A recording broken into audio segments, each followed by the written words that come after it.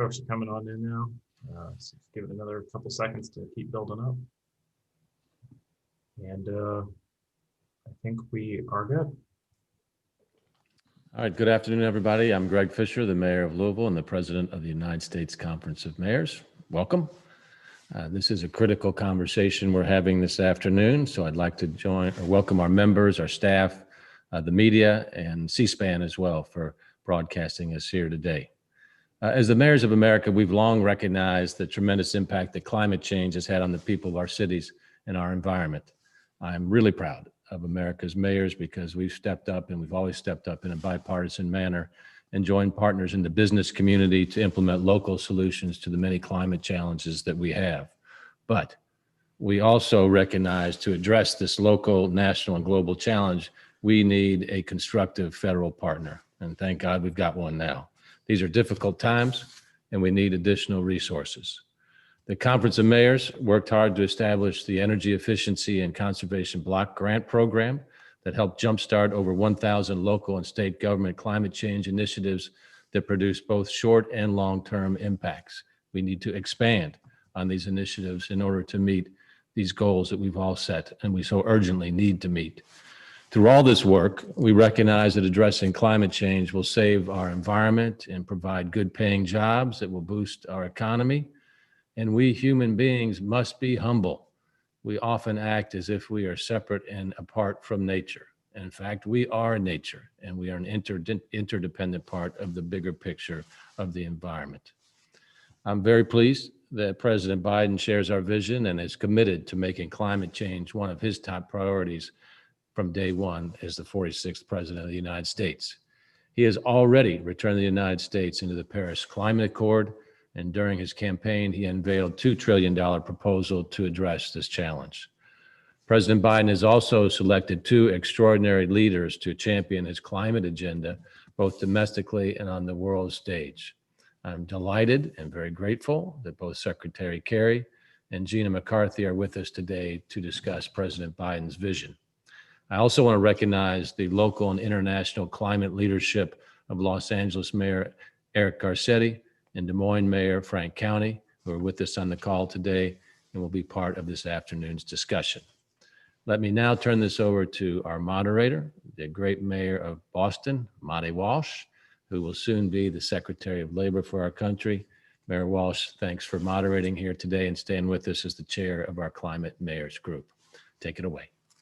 Thank you very much, Mayor Fisher, and congratulations to you, and thank you for your work as Mayor of Louisville and also as Mayor of the President of the U.S. Conference of Mayors. It's an honor to be moderating today's session. I want to thank, obviously, Secretary Kerry, Gina McCarthy, Eric Garcetti, and Frank Cownie for being with us today. I want to thank you all for joining us in this discussion to discuss climate change, the defining challenge of our lifetime. And I also want to welcome to C-SPAN, who will be covering today's discussions.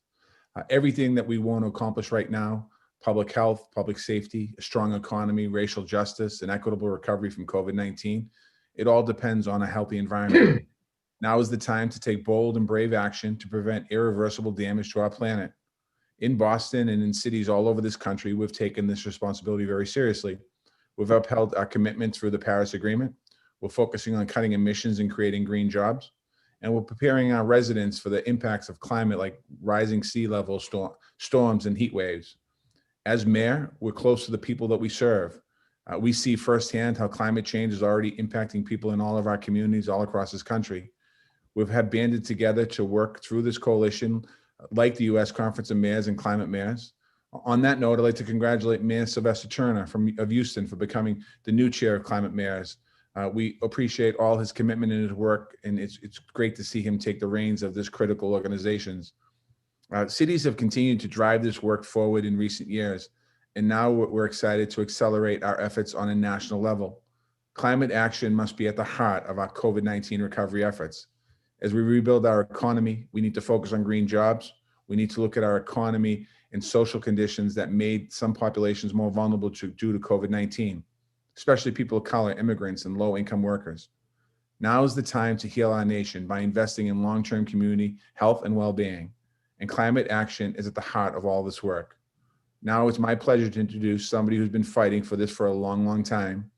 He has helped us work together across sectors to protect the environment and helped us to make the United States a climate leader on the national and international stage.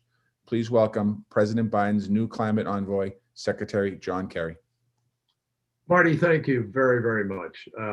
It's a great privilege to be with all of you today. Mayor Fisher, Tom Cochran. Tom reminded me, he'd invited me to address the mayor's conference way back in 1971. It's been a long journey since then, and the mayors remain on the front line in so many critical ways for all of us. So I thank you, Frank Cownie and Eric Garcetti, both of whom have been terrific leaders with the focus on the climate fight within the conference and elsewhere. We're obviously very proud of Marty in Boston. I've been a Boston resident now for a long time, and Marty has really nailed it with respect to his relationship to the citizens of the city and to what he's done. His climate-ready Boston, frankly, is something that each and every city in America ought to model. And he engages the public in a way that we're all going to have to over these next months.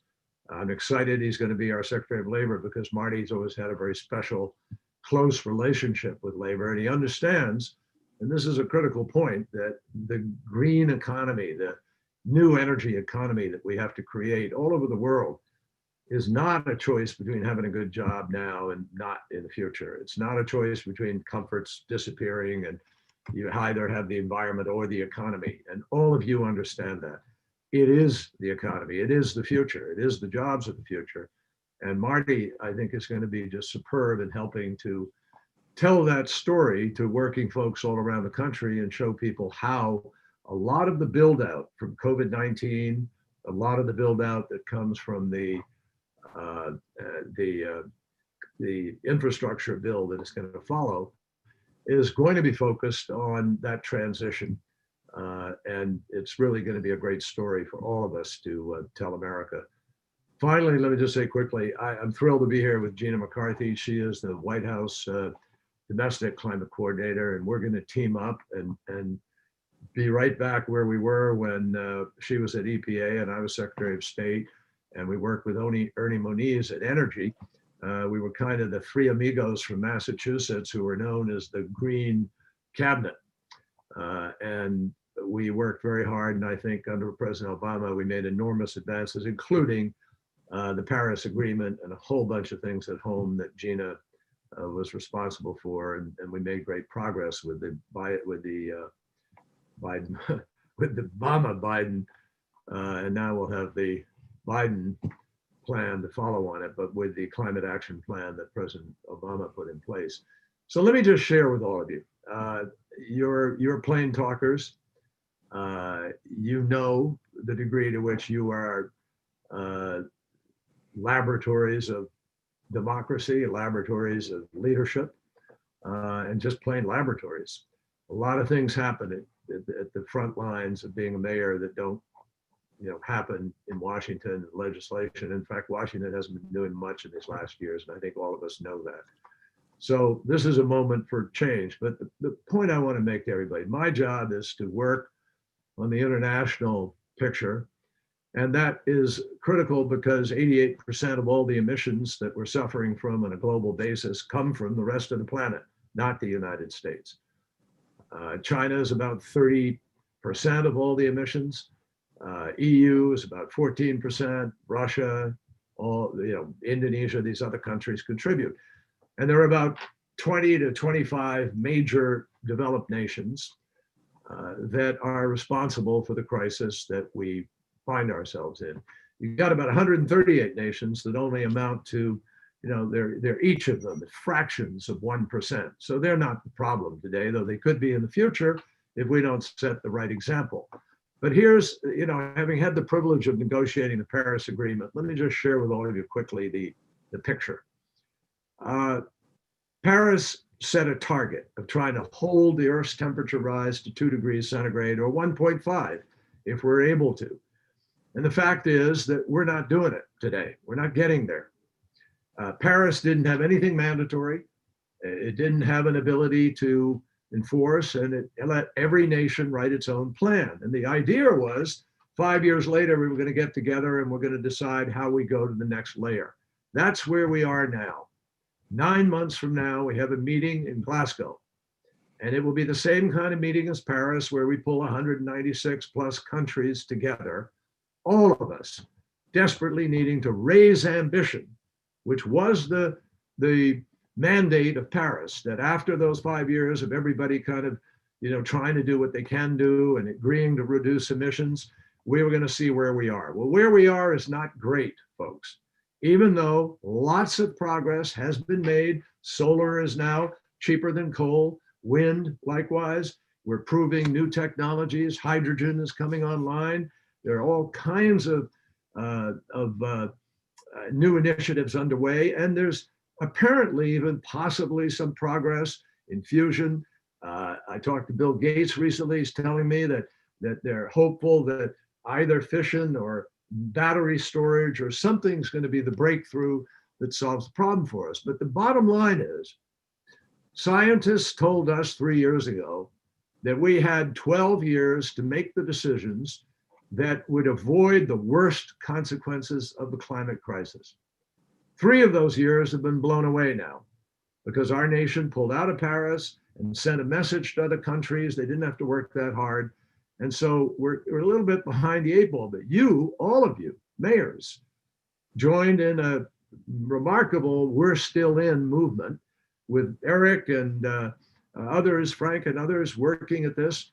You've set an example for what you can do at the local level and subnational level. Governors in 38 states where we have renewable portfolio laws have all stayed with this. And so we haven't done that badly, frankly, but no country, well, I can't say no country, there are few countries, you can count them on one hand, that are close to perhaps achieving what we set out to do in Paris.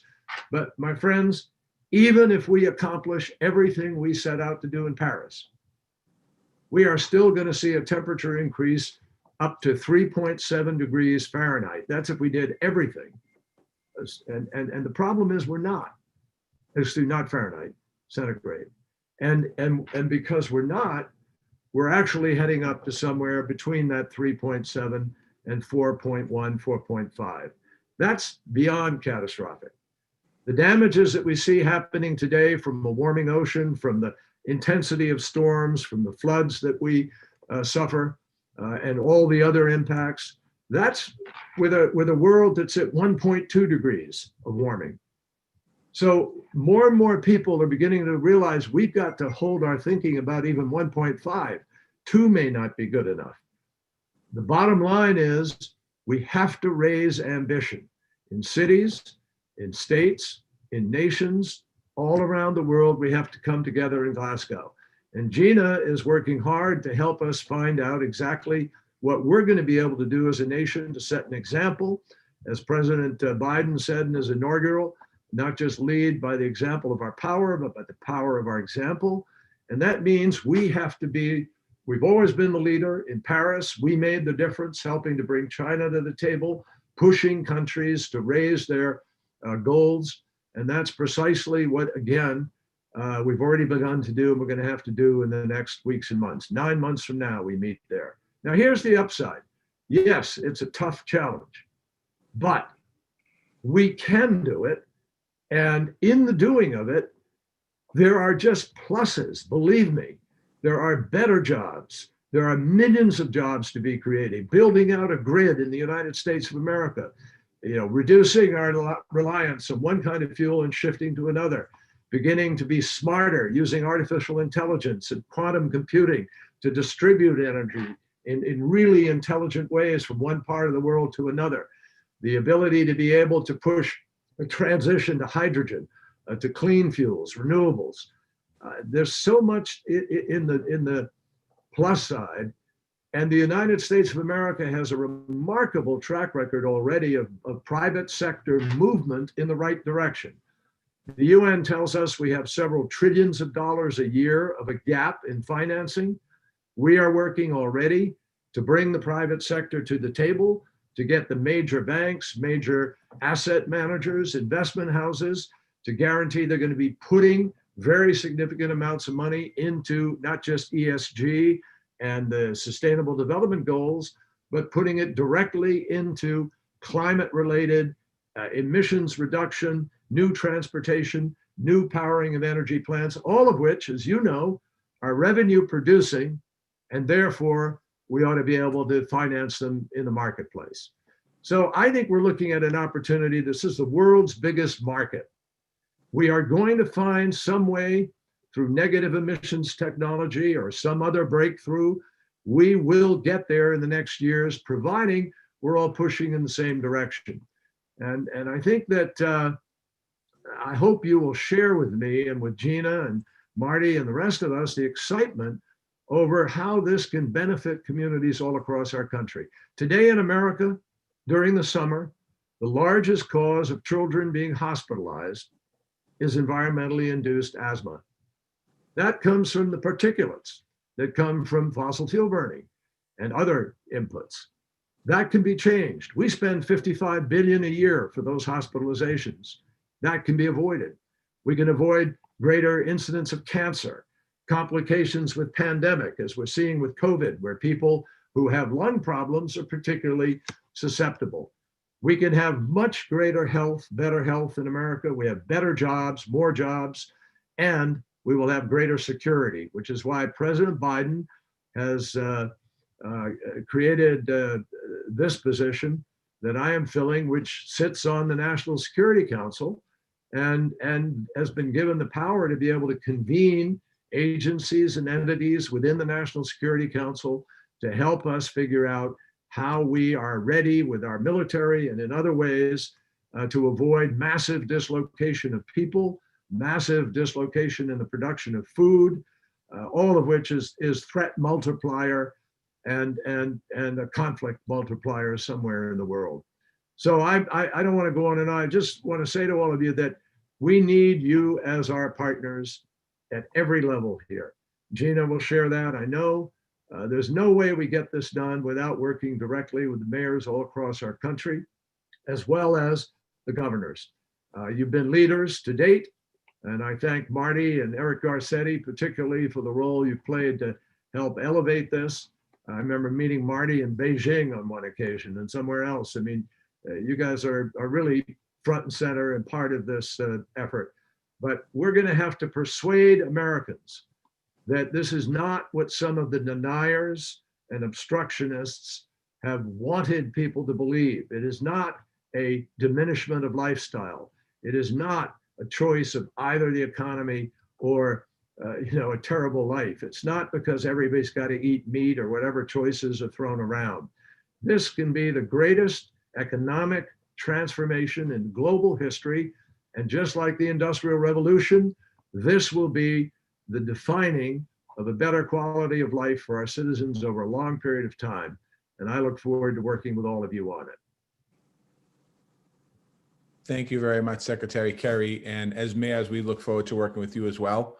And thank you for your incredible work that you've done in the past. And I look forward to what the future brings. Next, I want to introduce Gina McCarthy, who's going to discuss the new administration domestic climate agenda. But first, I just want to mention to the mayor's top priority is about refunding the energy efficiency and conservation block grant program at the Department of Energy, a program called EECBG program. These energy block grants invest directly in cities and local climate action plans. This program is approved under itself under the American Recovery Act, and it gives cities the resources that they need and the flexibility they need to chart their own courses to get to zero carbon future. I want to thank everyone who's advocated for this program. And now to talk about the administration's domestic climate agenda is my dear friend from Jamaica Plain, Massachusetts, Gina McCarthy. Thank you, Mayor. Thank you, my mayor. I wish I could say that for a lot longer, but it looks like things are shifting. So it's really terrific to be here. And really thanks to the conference for allowing me to come again. It's the first time I've done one of these in Zoom, so it doesn't feel quite as interactive as I can remember it. But it is a great opportunity for me, not just to recognize the value of mayors in general and the work that you do, but in particular, just to thank Mayor Walsh, who is my mayor. I am so excited about the work that he's done to keep the city of Boston such a world-class place to live. I've been living in and around this city my whole life, and while I stop into DC every once in a while, it's a great place to be. And you're largely responsible for having continued the great legacy of this city, and I just want to thank you for it. And also welcome you to the fold. It looks like we've both lost our marbles and decided to go back to DC and join the fun there. And I'll tell you, it was it's going to be an awesome opportunity for us. And I just want to thank all of the mayors, because over the last 4 years, I've been struggling to see the hopeful path forward for us. And I think what President-elect Biden did was give me a hopeful path. He drew me back in to want to be in DC again. And part of the great thing that we have seen over the past 4 years is something which I think every mayor knows well. They know that they are working for people, that they are responsible to keep moving forward no matter what the politics say, because you're working for the people that you know and you love in your communities. And what I've seen over the past 4 years is great opportunities emerge among cities to actually do the kind of nitty-gritty work that my colleague in arms, Secretary Kerry, mentioned, which is all of the work that you've been doing on climate. It's been remarkable. And for me, the pièce de resistance and enticing me to want to go back to DC again and leave this great city, at least on and off, was the opportunity to work with Secretary Kerry again. I am just so thrilled and excited. As you can see, his energy and passion and his intellect, it's just an amazing opportunity for me to, I think, make progress. And one of the things that we have been looking at working together is how can we make sure that the United States is building its own legacy on climate that we can then use to leverage terrific international efforts moving forward. And as the Secretary said, this is not about sacrifice. This is about recognizing the wonderful work that's done right now in cities and states that actually benefit every human being, that benefit particularly the communities that have been left behind, where investment has been so hard to get. It's about our ability to use the federal government as the lever, as the generator of momentum and the giver of resources to our cities across the country to be able to do two things. One is keep looking at opportunities to build your cities in ways that will be both limiting the amount of greenhouse gases that you're emitting, but equally importantly, looking at the resilience and adaptation efforts that you need to make sure that those communities are safe. And the really exciting thing about Mayor Walsh going to the administration is he's going to be in basically the commissioner to actually run our Department of Labor. Because the one thing that President-elect Biden told me with no uncertainty, as he's told every other human being in the United States, is that climate change isn't about fixing the planet. It's about fixing people. It's about fixing our communities. It's about building great jobs. It's about making sure that in that transition to clean energy, we don't just get millions of jobs, but we stop the bleeding in areas where change is going to happen and jobs are going to shift from. And we make sure that we have people that are solely focused on making sure that that transition is supported and that no community and no state is left behind. And so the exciting thing for me is people come up and ask me, so what is a national climate advisor? And I tell them, well, in my wisdom of 3.5 days in the office, I don't know what it is. All I know is what I'm supposed to do, and basically what I've been asked to do is to make sure that the United States actually looks at our opportunities we have to grow good jobs, to make communities healthy again, to invest in the communities that have been left behind, to reinvest in science to make sure that these climate solutions we have available today are deployed broadly, and that the federal government is the initiator of many efforts to actually invest and deploy those technologies across the United States, not just by having climate programs, but by looking at our entire budget. Mayor, you mentioned a program that is really important to you, and because it invests money in your communities and allows you to spend it wisely. We want every single piece of the federal budget to be looked at, not from just transportation or housing or environment or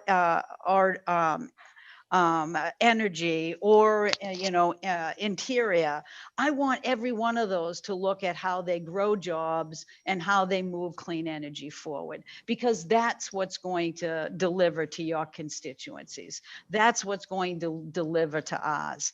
So I'm excited about the cabinet we have. I'm excited about the opportunity for this whole of government approach so that we can really move forward together and look at using our federal purchasing and our state purchasing opportunities to send the signals to the business community and the private sector on the kind of technologies and investments we want to be making now that will get us to that clean energy future.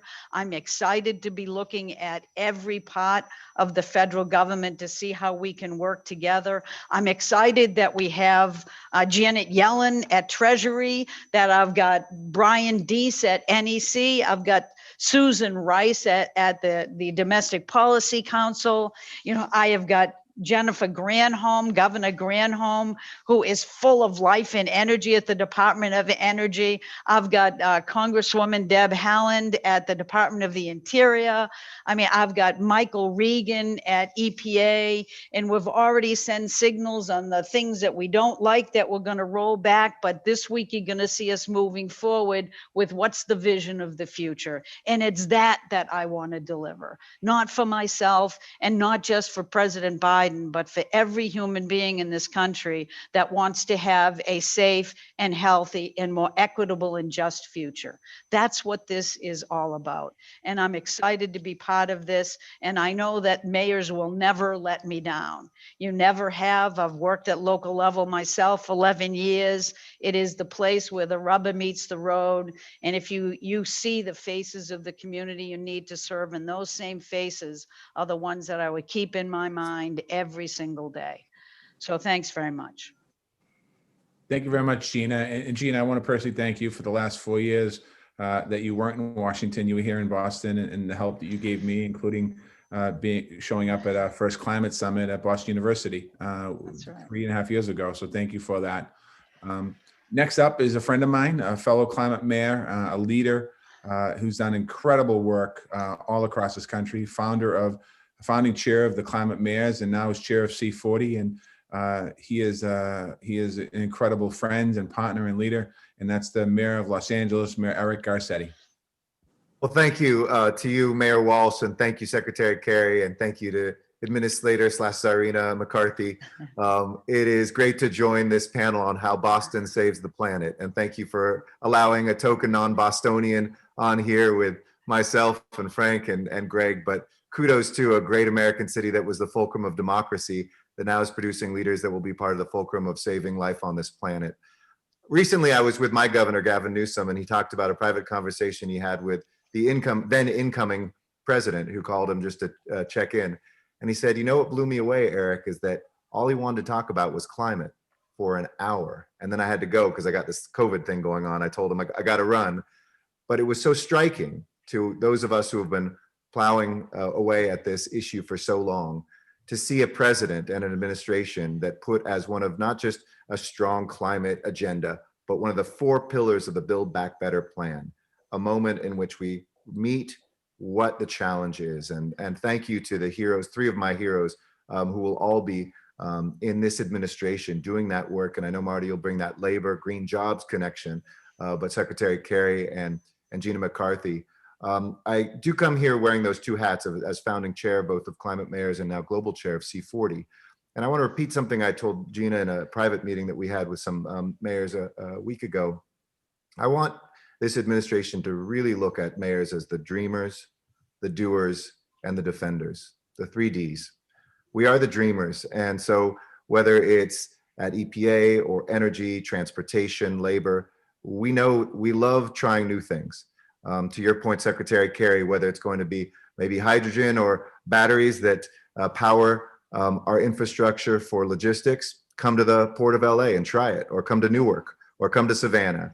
We have the authority and the regulatory ability to test those technologies and to turn this administration into something the last administration lost, building on what we've done with interstates and with the internet, to take the intellectual firepower of this country, put it into our laboratories, produce the IP that can spin out companies, but also improve the lives. So we are the dreamers, trying new things. And I hope you will take advantage of our ability to do that. But second, we're doers. I think you all have said this. We can't meet our international goals and our domestic goals without cities. Cities will be half of the reduction that we need to make globally, and even more of that here in the United States. So whether it is the work we're doing, those of us who have power companies like in Los Angeles, the cheapest solar power and storage deal in world history, we just inked last year, and it's cheaper than a new gas plant to produce electricity. So we are the ones that are doing it with buildings, doing it with transportation, doing it with energy. And to your point, Secretary Kerry, producing great jobs. In Los Angeles, at least 40,000 jobs since I've been mayor are green jobs, directly with water, power, building retrofits. And that is at least 30% of the jobs I've created as mayor. And whether it's in Appalachia, whether it's in the Midwest, whether it's in Texas, places that have been part of the old energy economy. In Los Angeles, people forget, is atop the 3rd largest oil field in America, something Gina McCarthy knows from her EPA days. We are transforming what that economy looks like. So we're dreamers and we're doers, but also count on us to be your defenders, because these fights, even though we are now in power in the White House, those of us who are pro-environmentalists, I'm not just talking about Democrats, we need to defend this work. And we need policies that will make these dollars easily accessible. We need the playing field leveled for zero carbon alternatives, because that's what will drive the decisions both for government and the private sector. And to not just build back better, but build back greener. C40 put out a global call in all of our countries for mayors to say there should be no stimulus out of the COVID crisis that's not a green stimulus. We should be looking at disasters, natural disasters. Don't just build back what was there, build it back in a resilient way. And I want you all to know every single building in the United States of America is a shovel-ready project today. And so whatever work you all want to do, both at the global level, Secretary Kerry, and you at the domestic level, Gina McCarthy, to formalize city advisors or to bring back that tribal and state and city group advisors, I think we're all excited to be able to get there and to do that. And Frank Cownie leads ICLEI, the other big international group. He's an American mayor from Iowa, American mayor from California with C40. Just to put this in perspective, C40 cities, over half of them, 54 of the almost 100 cities, are on target to meet the Paris goals. There are 2 countries in the world right now who are on target, and that's the Gambia, and I think it was Morocco is the other. So we've got a lot of work to do, but cities can fuel that. And I'll finish this and ask a question of Secretary Kerry. He and I have talked about this. ICLEI and C40 are leading the Race to Zero at COP in Glasgow, which may be the biggest governmental pledge in the world, even though it's going to be done by cities, over 1,000 cities. And I hope every mayor on this call will join us in this pledge, kind of a Paris 2.0 for cities, of actionable, accountable, metric-driven pledges on reducing our own emissions, and bring at least 1,000 cities together to sign that in Glasgow. But Secretary Kerry, it's very kind of you to join us. You'd think somebody working at the global level and we're just mayors working at the domestic level, but we know those interactions, whether it's through sister cities, whether it's through peer pressure of big cities around the world. How are you looking to help our Department of State and your role as a global ambassador to integrate American cities into the foreign policy work that we do to help push these global agreements at the sub-national level? Well, Eric, it's a great question. And again, thank you for your leadership. Gina and I have talked about this because, and I mentioned it a moment ago when I talked about the power of our example. I mean, you guys are the example. And I know that Paris set a floor, not a ceiling for where we're going. And in 2017, there were only 33 cities that had committed to reaching 100% clean electricity. Today, 165 have made that commitment. And the Independent Climate Disclosure Project named 88 cities around the planet as A-list, and more than a quarter of those are American cities. So that gives me bragging rights. That gives me leverage. I mean, when I go out there, and I've said this to Gina, I mean, Gina knows this anyway, because she's done this before, what we put on the table as our national determined contribution, NDC. It's a term of art that's in the Paris Agreement, created by the Paris Agreement, but it reflects what every country decides it's going to do. And obviously we can't, you know, if you folks feel like you can't do it or you're not willing to do it, we have a problem. So we've got to work with you, and Gina will be very, very closely trying to push the curve here. There are, you know, we will be measuring every way that we can reduce our emissions. And we have to set a target of not just getting to 2050 net zero. But one of the things that we are going to be leveraging to the greatest degree that we can, and we've already begun. Yesterday, I talked to all of the foreign ministers of Europe. And I talked individually with the COP president in Italy and with the COP president in Britain. They said to me, hey guys, you've been gone for 4 years, and we really have high expectations for what you're going to be able to do here. And they started giving me numbers of what we have to try to achieve. So I said to them, yeah, we realize we come back with humility, but I also told them about what the mayors had done and what the states have done, and said, you know, while Donald Trump pulled out, the fact is that 80% of the American people are contained in those 38 states that kept on going. And in 1,000+ mayors, you guys all kept on going. So we're in better standing, in fact, than some people really understand. And I think what we want to try to do is not fight about that, but we want to try to make it clear to everybody, it's not good enough now, like China. China has said, well, we're going to have, we'll get to net zero by 2060. Well, it's one of the few nations that has said something other than 2050. And needless to say, we don't want that to stand. We need to get down from the 2060. Nobody should be out there on a 2060 level. Because if that's happening, and it's happening with the largest emitter in the world, we're all going to lose credibility. So we need you to help us have the credibility to go to the table, show them what we're doing, push people to do more.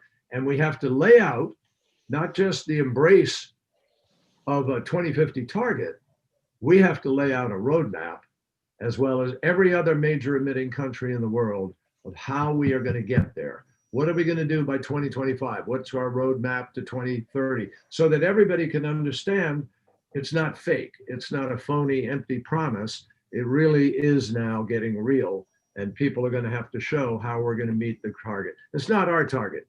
It's a global target. The whole world has come to the conclusion. And it used to be in Paris, we were talking about getting to net zero by somewhere mid-century. What has happened in the last few years is the realization that's not good enough. We have to be there by 2050, mid-century, and we defined mid-century. And of course, our belief is that we can do a lot more. Now, I'll tell you, we're doing better in a lot of places than people think, Eric, and that's largely due to the work that you and others have done at the local level. In many places, we're exceeding what we thought we'd be able to do. And I think Moore's law about technology, when applied to what we have to do, is going to cut in somewhere in here. And we're going to surprise the hell out of ourselves with some new discovery. Just like, I mean, take the movement in the last 10 years on the price and capacity of solar and wind. It's now definitively cheaper, as you said. I think it's below 3 cents in some cases per kilowatt hour. And so we really are showing people that economically this is not just doable, but we're showing people how the curve is bending, and the technology leaps ahead. And already I was talking to a couple of companies the other day that were telling me about their direct air capture plans and what they're able to do to take carbon dioxide right out of the atmosphere. The truth is that even if we get to 2050 and have achieved a net zero economy, we are still going to have to take carbon dioxide out of the atmosphere by capture of one technology or another. That's because the carbon that's already up there continues to do damage, and we've got to re-equilibrize. So I think the bottom line to your question is very simply that this partnership is essential. And frankly, the partnership between Gina and myself is essential because we have to go to Glasgow with reality, and we have to go to Glasgow with strength. And you all are going to be the ones who actually help us to define that and buy into it. Thank you, Mr. Secretary. Thank you, Eric. Thank you, Mayor Garcetti. Thank you for your leadership. Thank you, Secretary Kerry, as well. Now it's my great honor to introduce, next up is another great American mayor, a good friend, Mayor of Des Moines, Iowa, head of the global ICLEI, Frank Cownie. Sorry, Frank Cownie. Sorry, Frank. I screwed that up, Frank, my dear friends. Global President. All right, You're am I unmuted? We can hear you. You're good, Frank. Okay, good.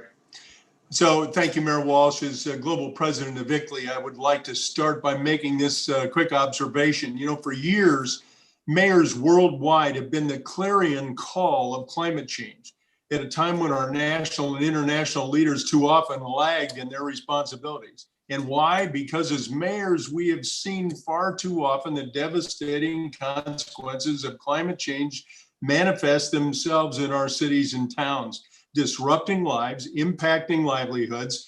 We know that the threat is at our doorstep, as Secretary Kerry mentioned, and the clock is ticking. That is why I'm proud that America's mayors, you know, regardless of any party affiliation, stepped up when the previous administration withdrew from the Paris Agreement to reassure our residents and our allies that the United States would continue to work to meet our commitments. And when earlier administrations were reluctant or even sometimes didn't acknowledge global warming, we were there, a clear voice to the international community. ICLEI, I am proud to lead, consists of 2,000 local governments globally, 300 of which are in the United States.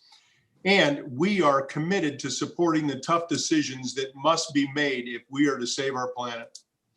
You know, we're fully aware, Mr. Secretary, that your job is existential in nature.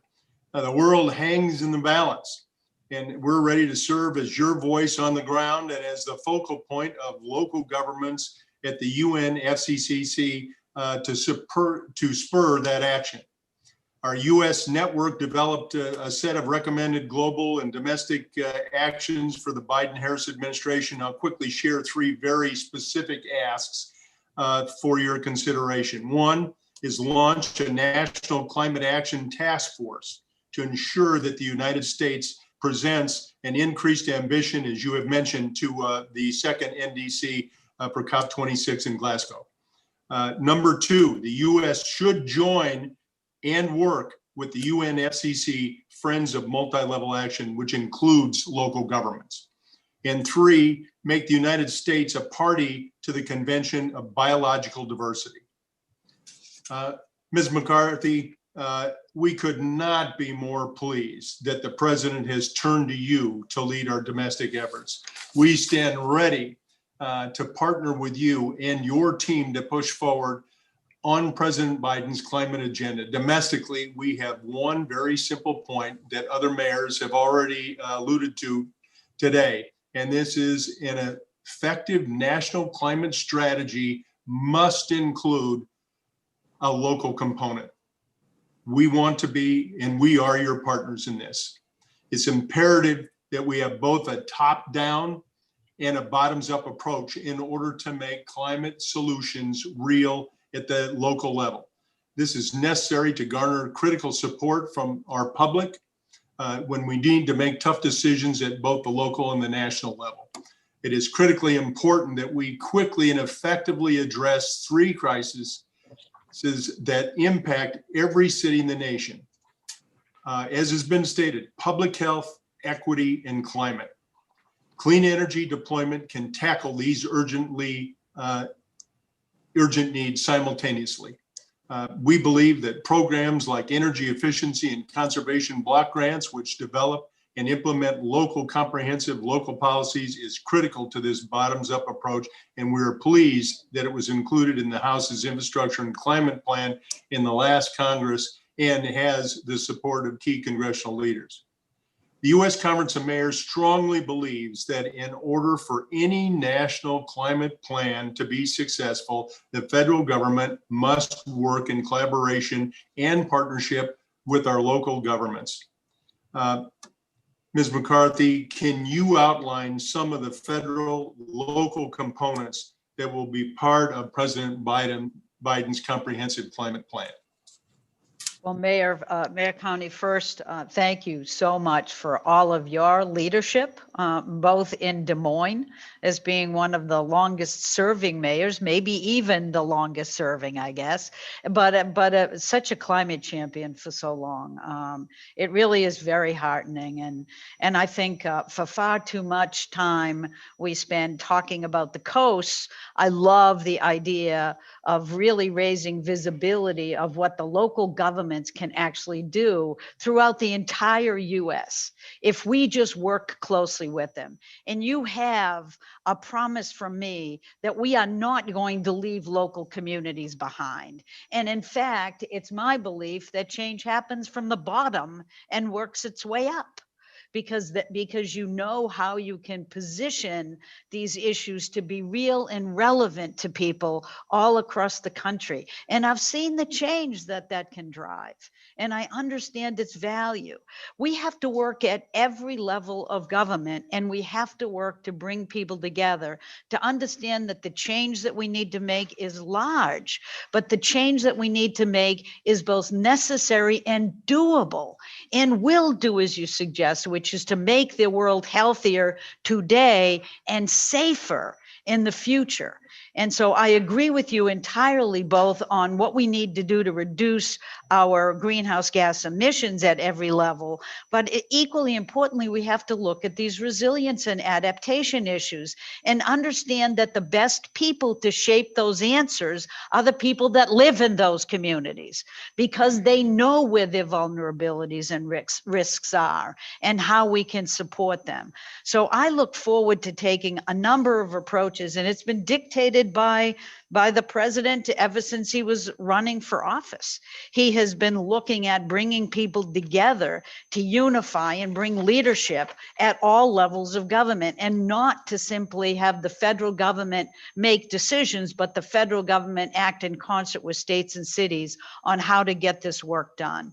And the one person I left out of the cabinet members that I mentioned is Pete Buttigieg, who has been a terrific climate champion for a long time. And I bring that up because one of the commitments that this president has made is not just to get to 2050 net zero and 2035 to get to a clean power sector, but also he's looked at making sure that we can install 500,000 charging stations all across the country, that we are going to be leaders again in the middle of the country on manufacturing to actually make sure that cars and trucks are going to be clean, and we start leading that energy revolution, and we manufacture them in the United States, because you're going to hear about Buy American every time that all of us are talking. We're actually looking, and the president has made it a goal for us to look at achieving net zero in an agriculture sector.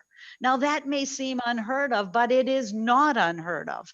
It is an opportunity for us to lead the way. We're talking about 4 million buildings that we're going to retrofit, 2 million homes we're going to weatherize. We are not going to do this alone. We are going to sit down and work with local communities every step of the way to understand what their needs are so that we can help to use the federal budget to advance those needs, and how we can leverage opportunities in the private sector and to lower costs through our procurement power. Because the federal government has a large budget and buys a lot of stuff. If we can drive costs down, we can actually make this work. And one of the most important things we need to do is resilience against these floods that are happening. The farms got whacked over the last 3 years with terrible devastation, and those forest fires. We have to do forest management like it's supposed to be done to protect the forests and to stop the devastating wildfires that we saw last year. So we have a lot of work to do, and we have no intention of doing it alone. Thank you, Gina, and thank you, Frank. And now I'm going to invite my fellow mayors to ask Secretary Kerry and Gina McCarthy any questions. I know we have a few minutes here, so I think Dave Burns is going to help me with this, and we're going to go from there. Yep, I'm going to call up some mayors right now. Give me 1 second. Yeah, if the questions could be quick and to the point, then we can try and get more people in. I know there's lots of folks that want to ask questions. Mayor Walsh, may I ask a question? I was actually going to pull you up, Mayor Whaley, from Dayton, Ohio, the Vice President of the U.S. Conference of Mayors. So you're going to jump the line because I can see you. The floor is yours, Mayor. Thank you, Marty. It's great to be on and appreciate the leadership of fellow mayors, Mayor Walsh, Mayor Garcetti, and Mayor Cownie on this important work. 2 months ago, actually, Mayor Peduto of Pittsburgh, who was supportive of the Paris Climate Agreement. I should point out that Pittsburgh is a full supporter of that work, led a group of mayors from the Ohio River Valley to talk about this Marshall Plan for Middle America. And I'm proud to be one of the signers of this work. The real issue, and Ms. McCarthy and Secretary Kerry, I'm glad you mentioned this, is the real need for places like where I live to lead with jobs. And if we don't lead with jobs on this issue, we will continue to lose on this issue, because right now in places like where I live, it is not a winning discussion point. I can remember when I first came to city council, one of the first things we did to be, more thoughtful and actually save money was to put a rooftop garden on to help with water runoff. And you would have thought that we had created, something that was completely superfluous, because people just don't understand it. But in these communities like mine that have lost tremendous amount of jobs because of the loss of manufacturing due to really tough trade deals, the opportunity to show good paying jobs in these communities. Because when the last time we had discussions around and work around climate, the only city in the state of Ohio that really saw job creation was Toledo. And while I love Toledo, it's 2.5 hours away. And so that does not equate to the work in the Ohio River Valley. So I'm really, really pleased. And I think as we talk about it from the Marshall Plan standpoint, that you all are leading with the job conversation. I don't see a way to really get the hearts and minds of folks in Middle America, besides Mayor Cownie, who's an amazing leader, to really do this. If we don't talk about good paying jobs and start thinking of the climate opportunity as a way to really provide for your community, like the way the fossil fuel jobs have done for decades in these communities. Mayor, can I just jump in? This is Gina McCarthy. I just want to first thank you for reminding us, and you'll need to do that every single day. Because I've spent some time with Mayor Peduto. His idea of the Ohio River Valley working together to build their manufacturing base is extraordinary. And so I just want you to know that I firmly believe that if we can invest in opportunities like that, we will win the heart of Middle America. And if we fail to win the heart of Middle America, we will lose. I do not want to argue about climate change. It's a done deal to argue about. I just want to talk about how we build the future for everybody, where we can all be part of it. And so it's got to be about jobs. It has got to be about health issues. It's got to be about telling people that they don't need to wait for somebody else to do this work. We can take advantage of the opportunities that clean energy and these types of adaptive strategies provide, and everybody can benefit. So this is going to be full of hope. People have been in pain long enough. We are not going to ask for sacrifice. We have the technologies that don't require sacrifice for us to win. They require hope and energy and enthusiasm and forward-leaning work. And that's what we want to provide. Can I just throw in 1 minute or less very quickly? When I was at the inauguration, I bumped into a bunch of my former colleagues, among them Joe Manchin.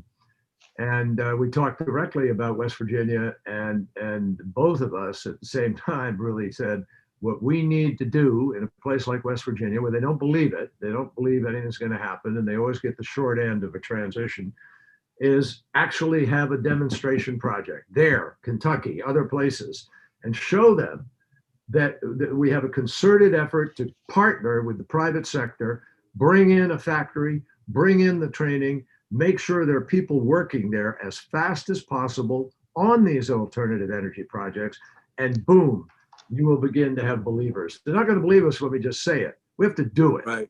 And I think it's got to be part of this effort. I agree.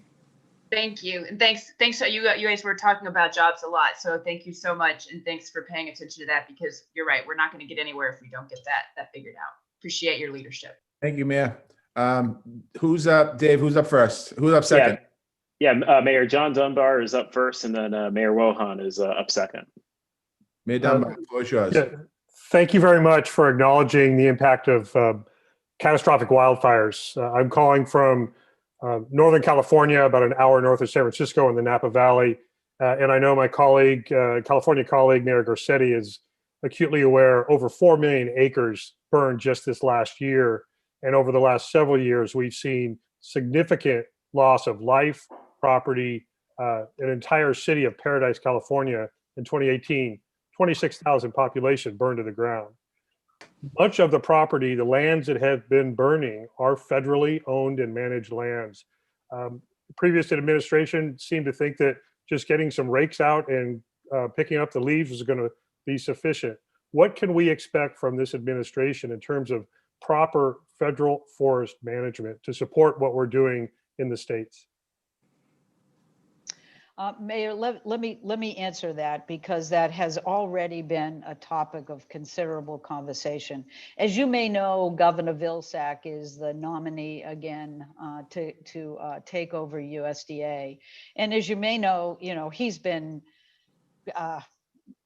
could I say, pleading for years about better forest management and the opportunity to actually spend an ounce of prevention on these issues by actually looking at better forest management operations. You will see some discussions about that very quickly within the next few weeks or so, to actually begin to pull people together to talk about how best do we prevent these forest fires from occurring in the first place, not just continue to spend exorbitant amounts of money trying to put them out and seeing such devastating loss of lives and property. So you will be able to see that there is going to be a seriousness of purpose in this, and we'll do everything we can to address this issue. Thank you. Thank you, Mayor. Patrick, you're up. Great, thanks. Thank you for this so important conversation and for your leadership getting back into the Paris Climate Accords, and looking forward to what the next few years have to bring. The leading cause of greenhouse gas emissions right now is the transportation sector. And while I think that electric vehicles are part of the solution, they're only part of the solution. And as they recognize in California, we need to address the problem with increasing vehicle miles traveled in metro areas like the DC metro where I live in College Park, Maryland. We are facing this problem where people have to drive till they qualify for a mortgage, and are facing up to 2-hour-long commutes, which we're not going to be able to address the transportation related causes of climate change unless we address this. What can the administration do to help us crack this nut, figure out the land use issues, have greater coordination between land use and transportation, and reverse the continued construction of highways that has enabled us to continue this sprawl? Can I just name a couple of things? And first of all, I think one of the good things about our procurement process is we're going to start, excuse me, taking a look, not just at electric cars or more fuel efficient cars, but also cars and trucks. There's a lot of opportunity in green hydrogen moving forward. So there's lots of technology advancements there. There's also a need to reinvest in public transit. You know, every person who has a large city has a public transit fiasco right now. How do we keep them operating in a post, hopefully very soon post COVID-19, and how do we rebuild them? We have to look at that with a very serious eye, not just about electric vehicles that we're hopeful we can incent and build here, but we have to reinvest in public transportation. One of the really interesting things, Mayor, that I think I see now is you're right about the land use challenges that we're posing, and how some of our programs that we invest in at the federal government actually encourage this. So we have to look at our programs and how we invest in our federal dollars and really relook at those programs at heart. They've been around for decades, and they still give money the same old way, and the same old things happen, and lots more roads get constructed. And we have to think differently, but also look at the opportunity for remote learning and remote work now. I mean, if we didn't get hit in the head by recognizing that we can do these things like this now, and they actually add value, there's huge opportunities now to have those discussions in ways we didn't have them before, especially in rural areas. But we have to get broadband access in every community across the United States, which has been an unrequited love so far. We have to get it done. Can I make one comment? Sure, Secretary. We have obviously over years and years, we've created a fabric in our country, beginning with the Eisenhower years when we created the interstate highway system, which was defense oriented back in those days. But the culture of our country is such that in order to win on the climate issue, we're not going to beat that. We're not going to change that in any day soon. I drive an electric car. I love it. It's spectacular. I heard the president of Ford the other day, the CEO of Ford, openly saying to a group that electric is a better car than internal combustion engine cars. It has less parts. It is fixable easier, less wear and tear. I mean, he just said bluntly, it's a better car. And yes, we have to move to it. And one of the things that we can talk to our citizens about is, you know, the person down Spartanburg and or wherever in the country they're making cars, but they're making BMWs down in South Carolina. That BMW can be an electric car. They'll still make a car. They'll still put wheels on it. They'll still have an assembly. They'll still be doing those things, but it'll have an electric engine. But we're never going to solve the problem. Those still are X number of cars on the road that takes you 2 hours or an hour and a half in roads that weren't made for it, jammed together, wasting time, as well as in many cases now still, just idling and spewing out more greenhouse gases. So Gina is 100%. I mean, you go anywhere in a lot of other countries, Europe, elsewhere, you want to ride on the train system. It's spectacular. It's comfortable. It works. It moves. It's on time. You can eat. You do things. And if we make it more comfortable, if we think about make it more reliable, make it something that's a more pleasant experience for people, not jammed in, hanging onto a strap, and your face is jammed in the person in front of you. We can make a huge cultural shift here that will be wedded to another thing that's already happened. And that is COVID has created a whole new work structure.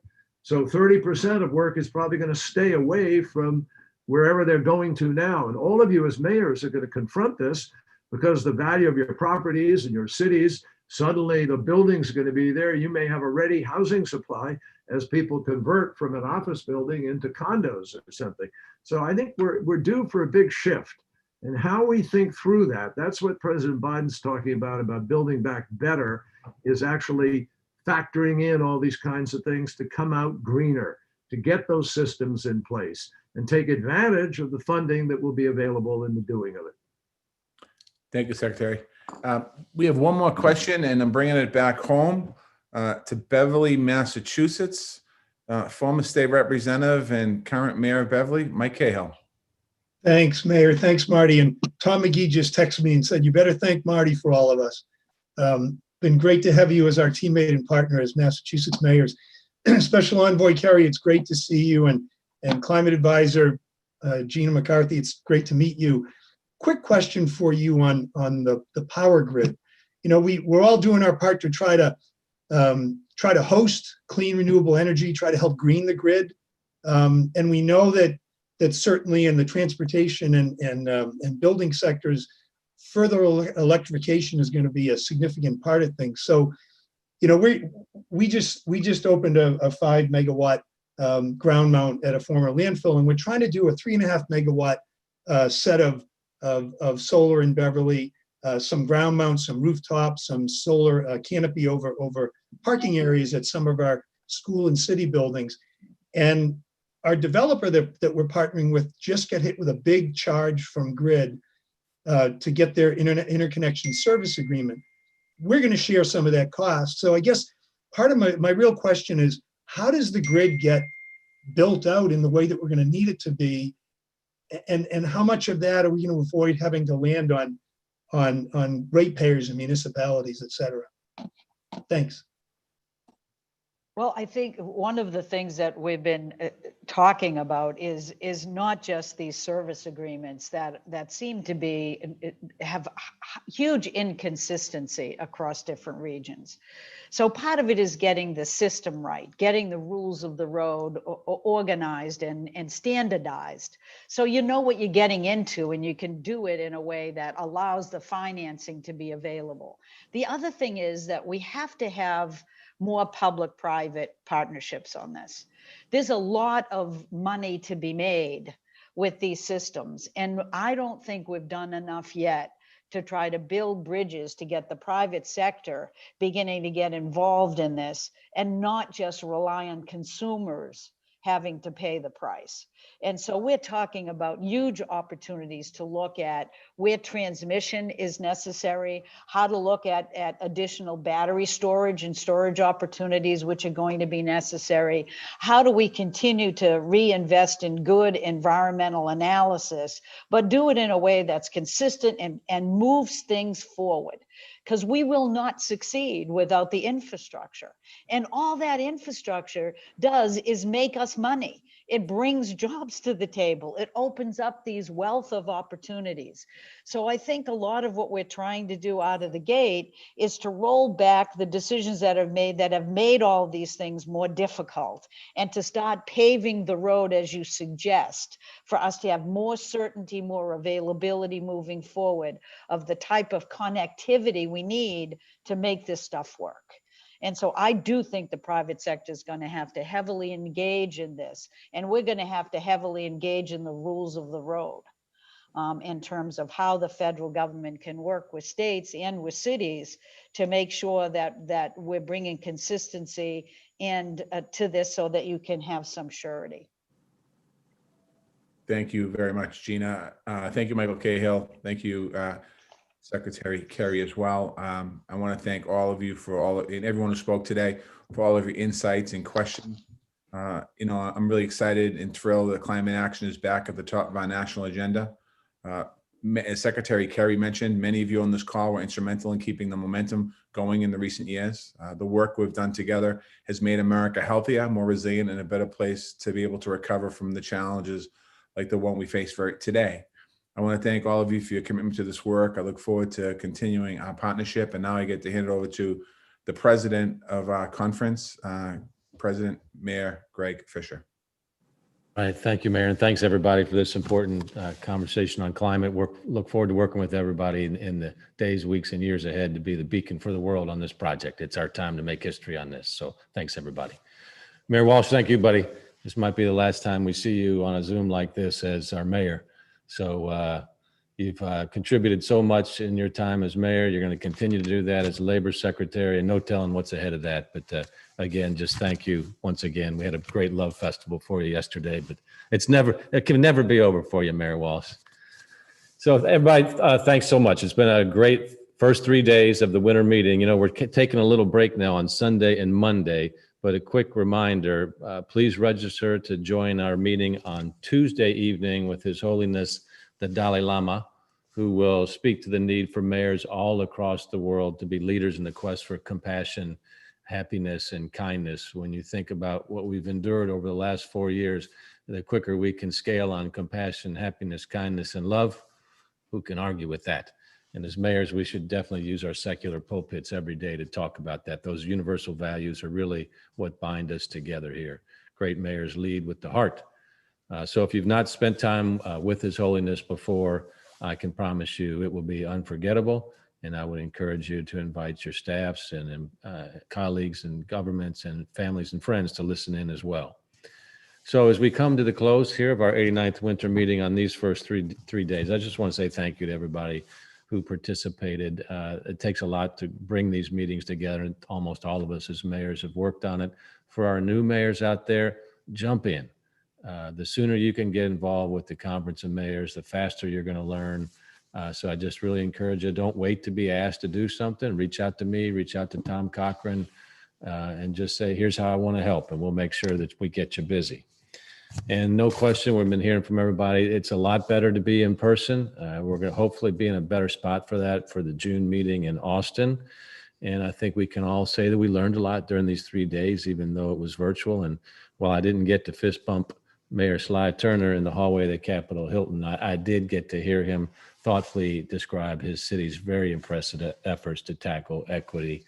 And while I didn't get to celebrate Mayor Nan Whaley's birthday in our annual celebration with a well-deserved bourbon, I did get to hear her passionately urge the new Biden administration about direct fiscal relief.